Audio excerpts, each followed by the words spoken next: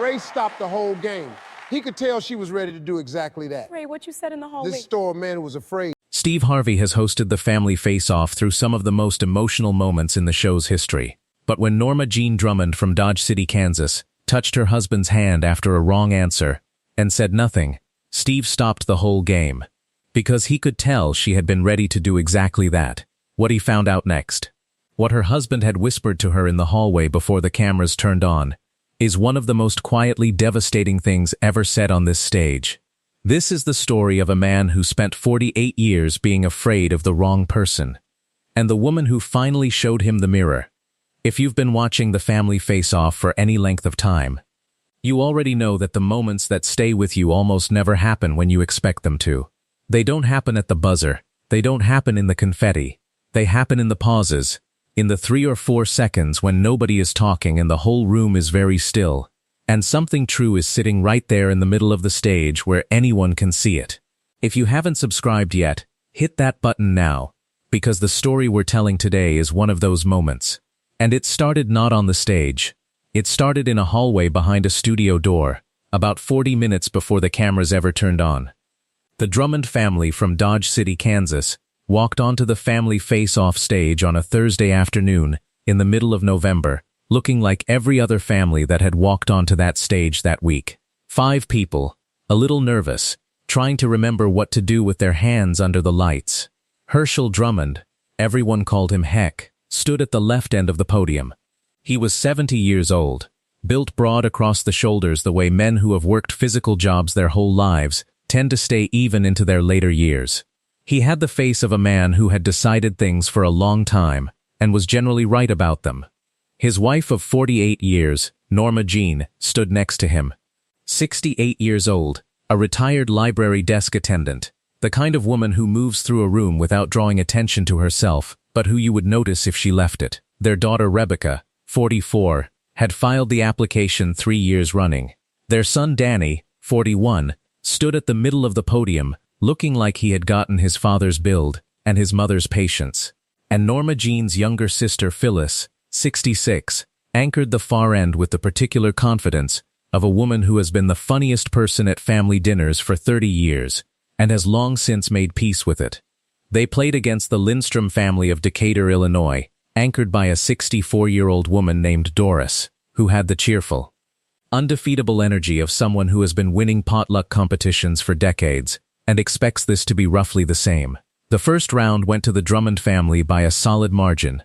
Norma Jean got the face-off answer, something about what people keep in the junk drawer, and her family ran the board clean.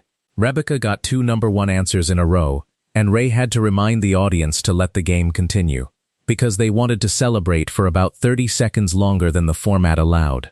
Danny gave a wrong answer on the 4th question with such complete conviction that the entire studio laughed with him, not at him, which is its own kind of grace. Heck played steady, not flashy. He gave the kind of answers that come from a man who has spent 48 years being the person in the room who knows things, measured, deliberate, reliable. When his answer landed on the board, he gave a short nod, as if confirming something he had already suspected. When the family ran to a lead going into the second round, he stood with his hands flat on the podium rail and looked quietly satisfied. Then, midway through the second round, the survey question came up. Name something you do every single morning without thinking. Heck stepped to the podium without hesitating. He had an answer ready before Ray had finished reading the card. You could see it in the set of his jaw. Read the newspaper, he said. It was a confident answer. A certain answer. The kind of answer a man gives when he is not asking the board for permission. The board held its pause. Then the buzzer sounded. Not on the board. 63 million American households were surveyed, and not enough of them read a physical newspaper in the morning anymore to put it anywhere near the board. Heck nodded once. The exact nod a man gives when the thing he expected has happened, even if it is a bad thing. He looked at the board for exactly 2 seconds, and then looked away. And Norma Jean, standing right next to him, reached over and touched his hand. Once, light, almost nothing. Then she looked at the board. She did not say anything. She did not look at her husband. She just looked at the board, her face calm and clear, as if she were watching weather come in from a direction she had expected. Ray Calloway saw it. He had been hosting this show long enough to know when something unremarkable was happening, and when something had been arranged in advance. What Norma Jean just did, that small, deliberate, careful nothing, was not accidental. She had come out here ready to do exactly that, and Ray wanted to know why. He let the game pause naturally. The survey revealed the other answers on the board: coffee, shower, check their phone. The Lindstrom family got their shot at the steal. The round went on for another question and a half, and then Ray walked back to the Drummond podium, and he looked at Norma Jean. And he said something he almost never said in the middle of a round. "Ma'am, hold on a second." Norma Jean turned to face him. "When your husband got that answer wrong," Ray said, "you touched his hand, and then you looked at the board. And you were ready to do that." He said it the way he said things that were not questions even when they sounded like them. Why were you ready to do that? The studio was quiet. Heck was standing right there, 2 feet away, looking at Ray. Norma Jean was quiet for a moment. She glanced sideways at her husband, not to check with him, just to locate him. Then she looked back at Ray. "Before we came out here," she said, "my husband said something to me. To understand what that meant, you need to know who Herschel Drummond was for the 48 years that came before that Thursday in November. He had grown up outside Garden City, Kansas, the second of 3 boys, in a household where the men fixed things, and the women kept things running, and everybody understood the boundary between those 2 jobs. His father could rebuild a carburetor in a Saturday morning, could read weather by the color of the sky at 5 in the afternoon, could tell you everything about soybeans and cattle, and the particular temperament of well water in southwestern Kansas. These were not things he had learned from books. They were things he had learned from standing next to someone who already knew. Heck had gone that route. He had not gone to college. He had gone to work at 21 for the railroad, not driving trains, not managing depots, but the job that kept the infrastructure standing. He became a bridge inspector. For 33 years he had crawled under river bridges in January, shone flashlights into places where the light had never been, and looked for the kind of tiny imperfections that could become enormous problems very fast if no one found them first. He was good at it. He was, by every account of everyone who worked with him, exceptionally good at it. What that life gave him was authority, not the kind that comes from a title, but the kind that comes from being right consistently enough that people start to assume you will be right again. Norma Jean had noticed it early. She had married him at 20 when he was 22, and even then he had the quality of a man who had already thought through whatever room he was in. His kids had grown up bringing him problems. His neighbors called him before they called contractors. His son Danny said, sitting at that podium, that he could not remember a single conversation in his life when his father had said the words "I don't know." That was the picture from the outside. Inside, Norma Jean knew some things that the picture did not show. She knew that he kept the same 5 restaurants in rotation whenever they traveled, because those 5 restaurants had menus he had already memorized, and he would not have to ask a waitress what something was. She knew that he never touched the television remote at other people's houses, not because he was being polite, but because new remotes confused him, and he would rather go without than show it. She knew that when their grandchildren played board games at Christmas, Heck would refill drinks and find reasons to be in the kitchen for the first half of any game he hadn't played before, watching from the doorway until he understood the rules well enough not to need help. She had watched him do this for 30 years without ever saying a word about it, because it was not her thing to say. She also knew, and this she had never said to a single person, not even her sister Phyllis, that for 48 years, whenever Heck was wrong about something, he would look at her. Not to ask for help. Not with embarrassment exactly. He would look at her the way a man looks at the person he trusts most in the world, when he wants to know how bad something is. And whatever her face showed him in that moment, concern, surprise, the small involuntary adjustment of someone who was not expecting this, he received it as a verdict. She had not known that was what she was giving him. She had only known that something happened in his face when she looked at him, and it had never been a comfortable something. The night before the taping, they were in a hotel room in Burbank. Norma Jean had fallen asleep early. She woke up at about 2 in the morning, and Heck was sitting in the chair by the window with the light off, looking out at the parking lot. She asked if he was all right. He said he was fine. Then he was quiet for a while. Then he said he was not sure he was fine actually. Then she waited. And what came out of him, slowly, in pieces, was not something he had ever said before. He said he did not know what regular people thought about most things. He said he had spent 48 years acting as if he did. And in 33 years of railroad work he had gotten away with it. Because railroad bridges were a specific thing he actually knew. But surveys, he said, surveys are what everybody thinks. Not what Heck Drummond thinks. What everybody thinks. And he had a bad feeling that those were not always the same map. Norma Jean lay in the dark and listened to her husband say this.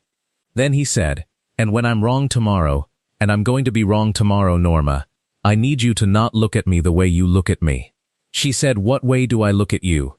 He said, "Like it takes something off me. Every time I say something wrong, you look at me after like something comes off." She was quiet for a moment. She thought about every time in 48 years she had looked at him after he was wrong. "Heck," she said. "I'm not looking at you like that. I've been watching you look at yourself." He went quiet. Then he said, "What?" "That look," she said, "is yours. You've been giving it to yourself and feeling it on my face. I have never once looked at you the way you just described." There was a long silence in the hotel room. Then he said, "Huh, the way a man says it when something has just rearranged itself." They didn't talk much after that. In the morning, in the green room, right before they walked out, he leaned over to her and said, "If I'm wrong today, don't do anything. I want to see if I can stand it." She said, "All right." And then they walked out onto the stage. Ray Calloway stood at the center of his stage and looked at Norma Jean Drummond while she told him most of this. Not all of it. The hotel room stayed between the two of them, but enough. And the studio was very quiet. Not the quiet of a crowd holding its breath for a reveal. The quiet of 200 people who have just understood something and are sitting with it. Heck was standing 2 feet away, looking at a point on the floor somewhere between the podium and the camera. Ray did not say anything for a few seconds. He was thinking, which on this stage sometimes looked like nothing and was actually a great deal. Then he looked at Heck, not with anger, not with pity, with the kind of directness that comes from a man who has spent a long time watching people be honest and knows what it looks like when somebody is close to it. "Sir," Ray said, "can I ask you something?" Heck looked up. "What did you say to her in that green room, before you walked out here?" Heck looked at his wife. Something moved through his expression, not embarrassment exactly. And not the thing he had described in the hotel room, that thing that came off him when he was wrong. Something older than that. Something that had been sitting underneath it for a long time. "I told her I was scared," he said, "that I was going to be wrong in front of people." He paused, "And I told her not to look at me when it happened, because of how she looked at me." "And what did she say?" Ray asked. Heck's jaw moved. "She said it wasn't her looking. It was me." Ray nodded slowly. "And do you believe her?" he asked. Another pause, longer this time. The kind of pause that means someone is running through 48 years of evidence very fast. "I'm starting to," Heck said. Ray turned to the audience. He did not say anything dramatic. He did not make a speech. He just looked out at the 200 people in that room for a moment, and then he turned back to the Drummond family. "I want to try something," he said, "and I need both of you for it." He looked at Heck and Norma Jean together. "I want you to face each other." They turned. 48 years of a marriage arranged itself in the space of about 2 seconds. "Sir," Ray said, "I'm going to ask you to say something to your wife. And I don't want the speech. I don't want the thing you rehearsed in the parking lot of a hotel at 2 in the morning that would have sounded perfect. I just want what's true right now. Whatever it is. Even if it's just one line." Heck looked at Norma Jean. She was looking back at him the way she always looked at him. The way she had been looking at him for 48 years, calm, steady, watching without verdict, and for maybe the first time he was actually seeing it clearly. He opened his mouth, started something, stopped, tried again, stopped again. The room gave him the time. Nobody moved. Then he said, quietly, 3 words, "I see now." Ray let those sit in the air for a moment. Then he said, just as quietly, "That's enough." He looked at the two of them for 1 more second. Then he looked up at the audience and the cameras and said, "All right, we're going to keep playing." And they did. Rebecca Drummond had started crying somewhere around the moment her father said "I see now," and had not entirely stopped. Danny was standing very still with his hands folded. Phyllis, at the end of the podium, had said nothing for the previous 6 minutes, and was looking at her sister with an expression that said she had known some version of this for a long time, and was only now understanding exactly what it was. The Lindstroms of Decatur, Illinois, played the rest of the second round and the third, with the particular grace of a family that understands when they are not the main thing happening, and doesn't make it about them.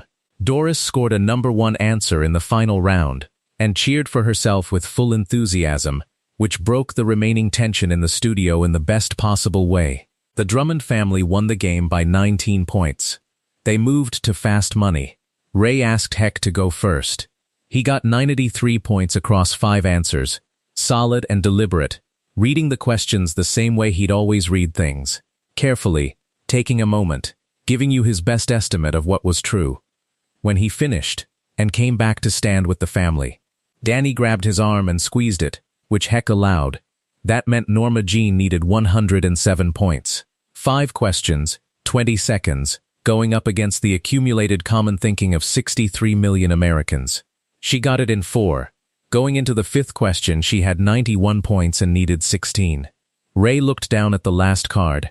"Name something men are afraid to admit," he said. Norma Jean didn't look at her husband. She looked at the board. She had known what she was going to say before Ray finished the card. "That they're scared," she said. The board held. The #1 answer, 61 points, and the studio erupted. She had needed 16. She scored 61.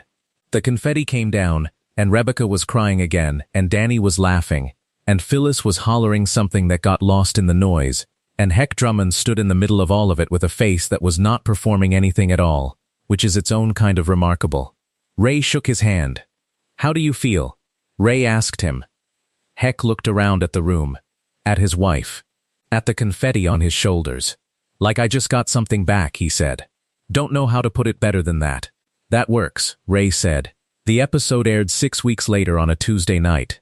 By Wednesday morning, the clip of Norma Jean telling the green room story, 90 seconds of it, just her voice and her face and Ray listening, had been shared more than 12 million times. By Friday it had crossed 40 million. By the following Tuesday, the number had gone past 80 million and was still moving. But the clip that actually stayed, the one that people kept coming back to weeks later, was 11 seconds long. It was the 3 words, "I see now," and then Ray's voice saying, "That's enough." 11 seconds and whatever was on Heck Drummond's face when he said it.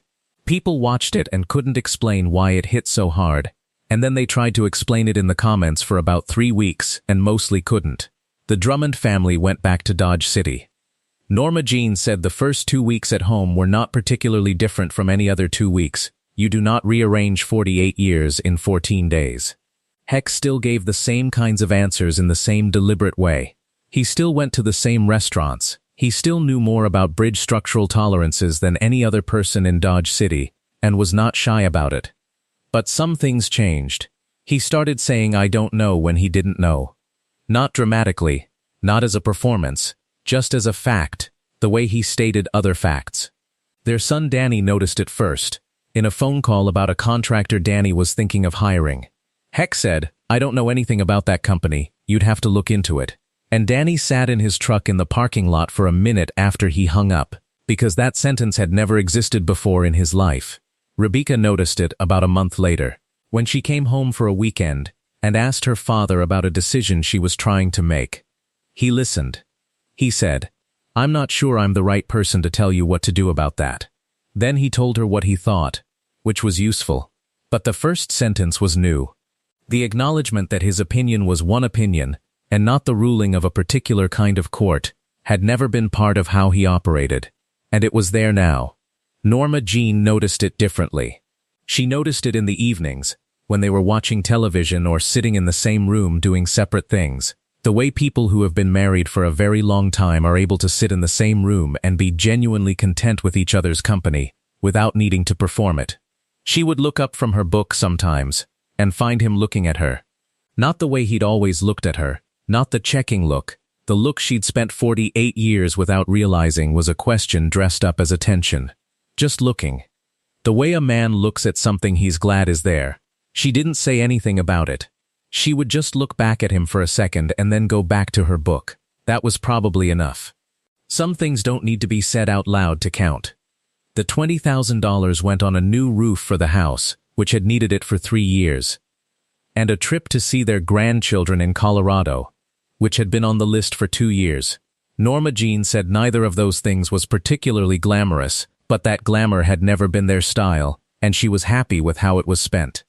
The comment section of the viral clip eventually became something Ray mentioned in an interview as one of the most unusual things he had seen come out of a television moment.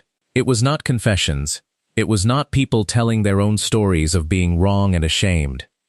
It was people writing, in the thousands and then the tens of thousands, about a single specific thing, what they had said to someone right before they walked into the hardest room of their life, the thing said in the parking lot before the appointment, the thing said in the car before the conversation, the thing said in the hallway of a hospital, or at the bottom of a staircase, or in a green room behind a studio door.